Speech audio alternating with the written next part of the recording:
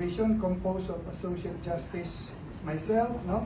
Associate Justice Ronald B. Moreno and Associate Justice Fritz Brian Anthony M. De Los Santos issued today, July 6, 2026, warrants of arrest and hold departure order in criminal case E-SB-26-CRM-0018 for plunder against Senator Rodante Dizon Marcoleta, Michael Tan Defensor, Joseph Varias Espiritu, and Aristotel Baluyot Viray.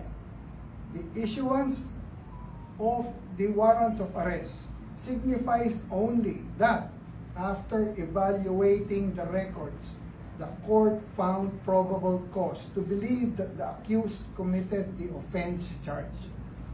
Probable cause for the issuance of a warrant of arrest exists when the facts and circumstances would lead a reasonably discreet and prudent person to believe that an offense has been committed by the person sought to be arrested. Let me stress, yung warrant of arrest does not constitute a determination of guilt.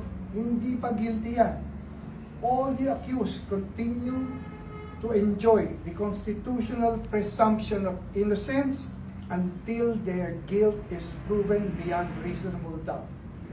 Again, the court's proceedings are governed solely by the Constitution, the applicable laws, and the evidence properly presented before it.